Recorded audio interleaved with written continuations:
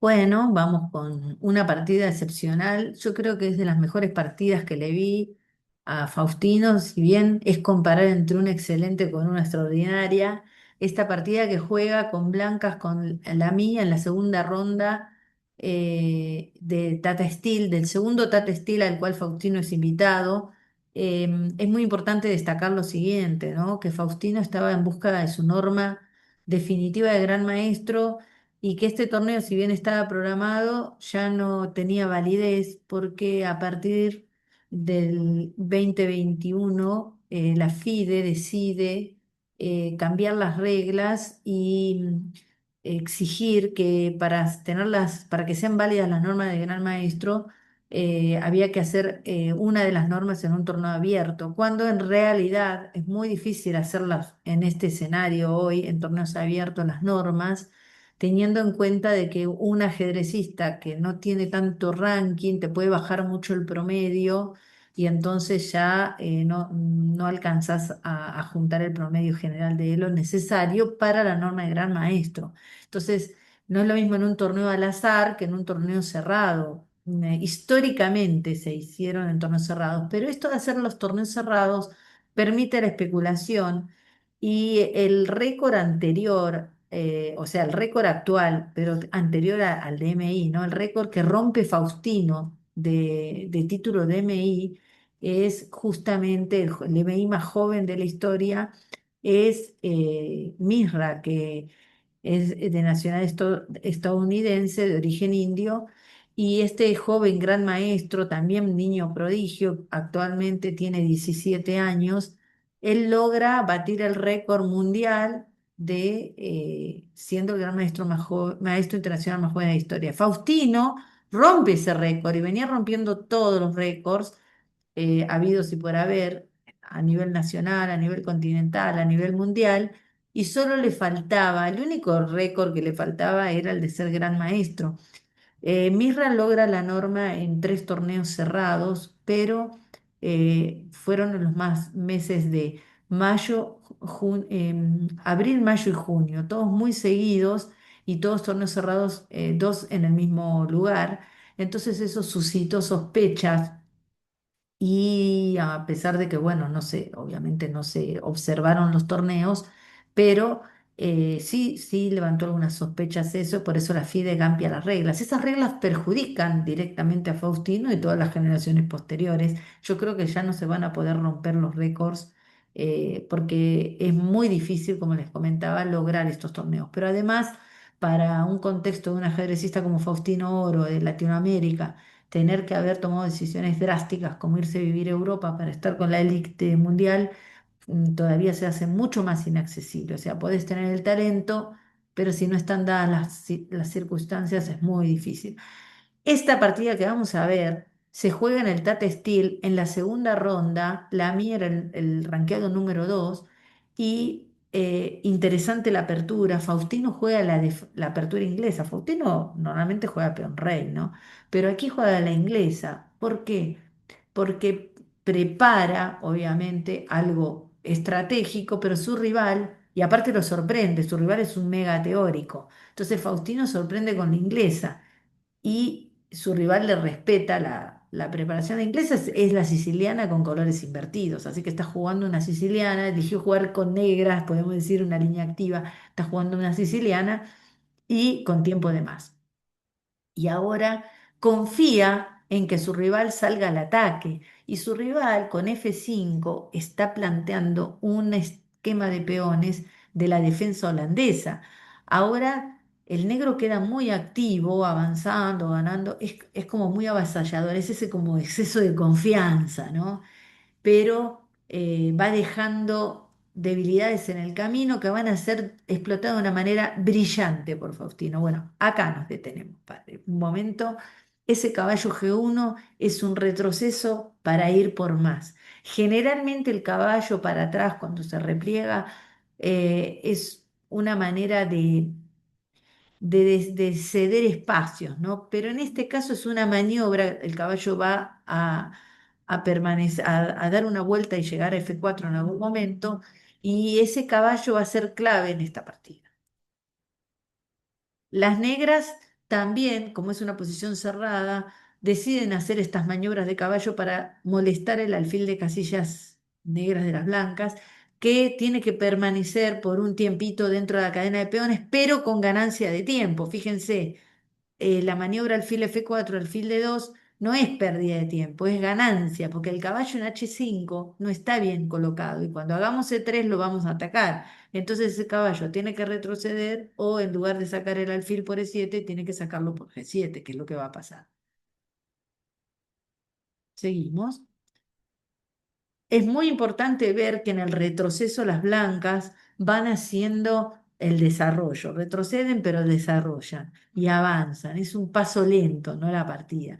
Y ahora, una observación importante es nunca, pero nunca perder la vista de lo esencial en una apertura. El desarrollo, el buen cuidado del enroque y luego de posicionarnos empezar a resolver los problemas que surjan, que ahora les digo, el primer problema que le surge al blanco es el alfil de D2, que Faustino lo va a resolver de una manera increíblemente muy fácil y que parece fácil, pero hay que hacerlo. Ahora las negras están tocando D4. ¿Qué pasa si nos comen el peón de D4? ¿No? Si nos hacen C por D, se están abriendo las líneas, ¿no? Aparte está el alfil por H5 y entonces los golpes tácticos nos permiten concretar la estrategia. Eso es muy importante. Las negras jugaron normal, desarrollan, pero fíjense que están un poquito inferior y es por ese impetuoso avance de sus peones que dejaron debilidades en la parte, en la trastienda, podemos decir, ¿no? Entonces, como hay debilidades, Faustino opta por tomar en C5, abrir la posición y ahora tiene una ventaja estratégica muy importante, el punto D5. El punto D3 no es accesible prácticamente para las negras, pero el punto D5 es un punto clave en esta partida porque es empezar a invadir el territorio de las negras. Seguimos. Excelente jugada. Las blancas no deciden todavía qué hacer con su rey y están planificando hacer alfil C3 para oponerse a la única pieza excelente de las negras que sería el alfil de G7. Anteriormente, ¿qué hubiera pasado si en vez del enroque se hubiera tomado el caballo para después con el alfil capturar en B2? Hubiera quedado todo demasiado expuesto, ¿no? No, porque a caballo por D5 vendría C por D5, tocamos el caballo de C6 y como se empieza a abrir la posición porque se abre el alfil de E2 y él se tiene que, sí, sí, Sí, sí. no, no llega a comerse el peón. Por eso es una partida de alto riesgo. Siempre está jugando el blanco en el filo de entrega un peón por acá y es muy interesante. La partida es magistral. Seguimos. El cambio de piezas, bueno, como siempre hablamos, esto de la simplificación es muy interesante cómo lo maneja Fausti, pero acá las negras lo que están viendo es que se están quedando inferior, que tienen muchas debilidades y entonces, bueno, tratan de buscar levantar la presión que están ejerciendo esos caballos, pero este cambio de pieza generalizado debilita mucho la posición del rey negro. Ven que Faustino retrasó su enroque porque en algún momento él seguramente pensó enrocar largo o por ahí romper con H4, H5, algunas opciones. Y en este caso hace esta jugada que es muy interesante. Pues el módulo no le pone como que es la mejor jugada, ¿no? Creo que ponía otra, a ver, ahí. No, no, Ah, sí, sí, F4, bueno. Esta jugada es una jugada de fijación de los peones en las casillas blancas está coaccionando ese alfil a que no juegue nunca más, ese alfil se queda prácticamente paralizado y también genera una vista de ruptura en G4. El blanco puede intentar hacer en algún momento un G4, romper y abrir la columna G. Entonces, el peón F fija al peón de F5 y produce eso. Por eso las negras, perdón, deciden tomar al paso y generar la debilidad aparente en la casilla de 3. Digo debilidad aparente porque ese peón puede avanzar a E4 y porque la apertura de línea favorece al blanco. Yo creo que acá las negras pensaron mi única forma, mi única chance de ganar esto es abrir, ¿no? Y generar algo. Pero por ahí, no digo que haya desmerecido a Faustino, pero es un jugador de un elo muy alto y que en una partida pensada me parece que se sintió en superioridad de posibilidades y no evaluó que puede perder y que Faustino le iba a jugar a ganar, no iba a jugar a empatar ni nada por el estilo. Esta jugada de caballo F4 muy interesante, es un cambio de piezas de roles. El caballo de F4 controla la salida del alfil, aquel a E6 que no puede salir porque obviamente se lo come y le gana a la dama, y además permite el ingreso del alfil de F3 a D5, y tanto alfil como dama otra vez vuelven a envolver el flanco rey, ¿no? Ese control absoluto de la posición. Bueno, las negras se dan cuenta de la debilidad que tienen en el flanco rey y del poderoso alfil este F3. Entonces están tratando de maniobrar con ese caballo vacío en C6, que no tiene apoyo de propios peones, que no encuentra un lugar fijo y entonces empieza la maniobra. Y ahora, después del enroque, paramos y evaluamos. Están las piezas desarrolladas, pero falta algo contundente, que es abrir la posición. Y esa contundencia va a llegar a través de cuatro.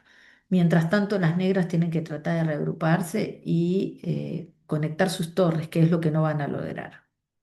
En este caso, ahí viene un error grave. La jugada correcta era alfil de 7. Si quiere, lo puede colocar ahí. Ahí está. Sí, alfil de 7, una jugada casi natural, podemos Para conectar decir. las torres que Sí, nos queden el 4 acá está, seguimos, y traer las torres al centro. Y si bien el blanco está mejor, ¿no? Tiene una ventaja importante, vemos que las negras sostienen todavía la posición. Es una ventaja leve, pero jugable. sí, pero es muy difícil de jugar para el negro. Y yo creo que acá, no sé cómo estaría en el apuro de tiempo, la presión y todo eso, pero me da la impresión de que hay una mala, no evaluación, sino cálculo de variantes, porque aparentemente hay un cambio de damas o una propuesta de cambio de damas, pero acá Faustino, fíjense, aparece el caballo H5, otra vez esa dama a dos bandas, ¿no? Que pasa de un flanco al otro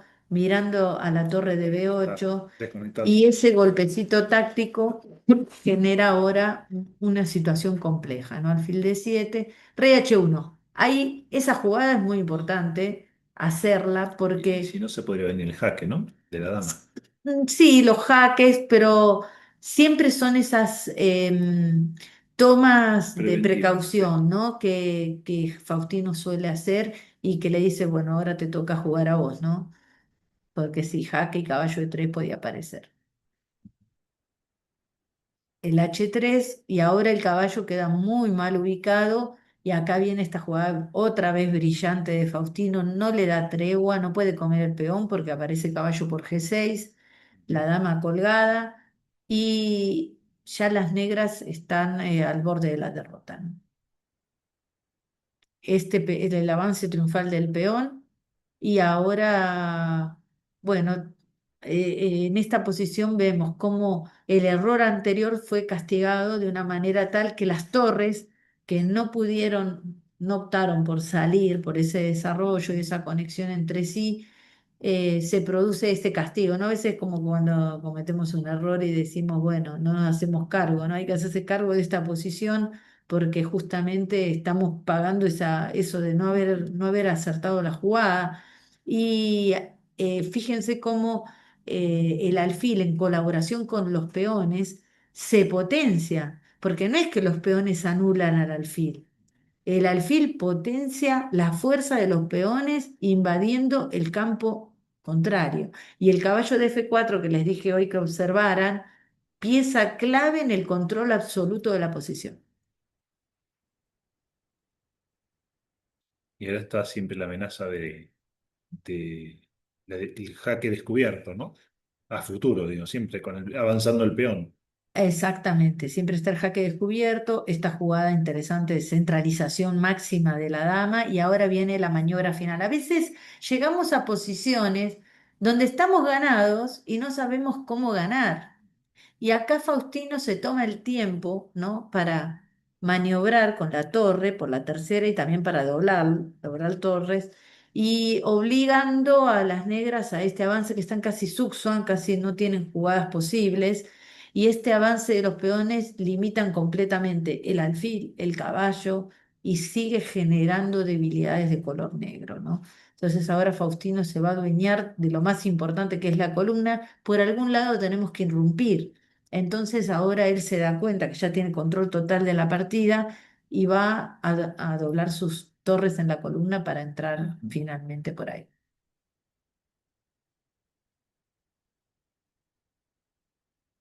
Y ahora viene el golpe final. Sencilla jugada de abrir la columna y ya entra en la séptima línea. Tarde las negras deciden hacer el cambio de damas y ahora el peón de manera triunfante ya llega a E7, ya no le queda más recursos a las negras y se terminan con torre de menos en este final. Realmente un triunfo brillante de Faustino Oro en el Tata Steel en esta partida, la segunda ronda. Y además, Faustino en este torneo hizo una performance de 2.700 más de 2.700 cuando Mirra venía haciendo performance de 2.600 en esos torneos cerrados, ¿no? Después jugaron partidas, se han enfrentado en oportunidades, vamos a ver si comentamos alguna. Pero bueno, acá el tema de los récords, de imponer récords y presiones a los niños, a los jóvenes, yo creo que a veces trae consecuencias, pero la mayor consecuencia que yo veo es a veces en el afán de aquellos que se quedan en los números y no fijan su mirada en las personas, Ujú. ¿no? Porque a veces por alcanzar un récord perdemos la mirada esencial en estas personitas tan Ujú. talentosas. Sí, es una de las partidas que más me gustó porque tiene un desenlace contundente, progresivo, como que en cierto modo también se va, como en el buen sentido, envalentonando Faustino, ¿no? A medida que va viendo que la partida se va inclinando un poco en posibilidades de victoria. Y bueno, creo que es un poco una actitud muy proactiva, ¿no? Muy de la vida también en el espíritu, es decir, bueno, no desaprovechar las ocasiones que se dan para crecer, para hacer el bien, la magnanimidad, y en este caso, diríamos, vencer, ¿cierto? Que sería como la metáfora un poco de hacer las cosas bien en la vida, lo mejor posible. Eh,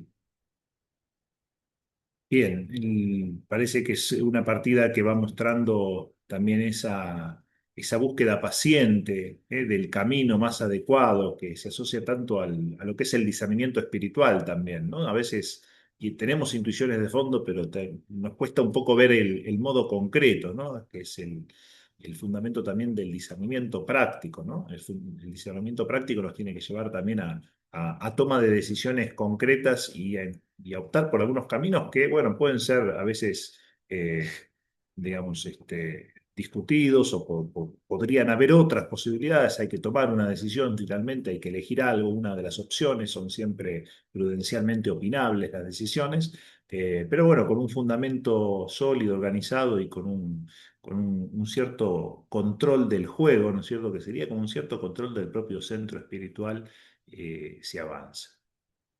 Bueno, espero que les haya gustado la partida y ya saben, un me gusta y compartir.